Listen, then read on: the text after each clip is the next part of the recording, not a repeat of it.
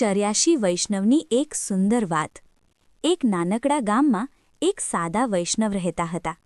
તેમની પાસે ન મોટું ઘર હતું ન ધન દોલત, પણ એક વસ્તુ ખૂબ જ હતી, શ્રી ઠાકુરજી પ્રત્યેનો નિષ્કપટ પ્રેમ। રોજ સવાર થાય એટલે તેઓ વહેલા ઉઠતા, નાહી ધોઈને પોતાના નાનકડા મંદિર આગળ બેસી જતા।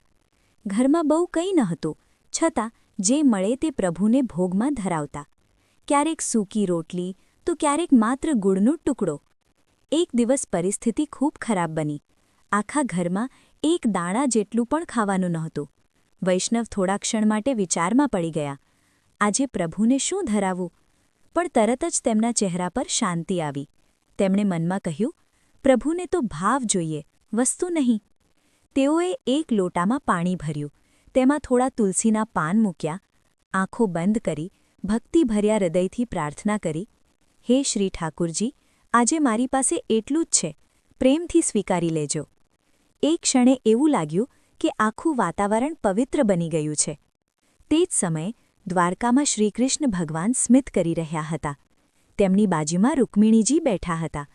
તેમણે પૂછ્યું, પ્રભુ, તમે કેમ હસો છો? શ્રીકૃષ્ણ બોલ્યા, મારો એક ભક્ત આજે મને પાણી અને તુલસીનો ભોગ ધરાવે છે, પણ તે પ્રેમ એટલો ઊંડો છે કે તે મને રાજભોગ કરતાં પણ વધારે પ્રિય છે। થોડા દિવસો પછી મહાન સંત શ્રી વલ્લભાચાર્ય એ વૈષ્ણવના ઘરે આવ્યા।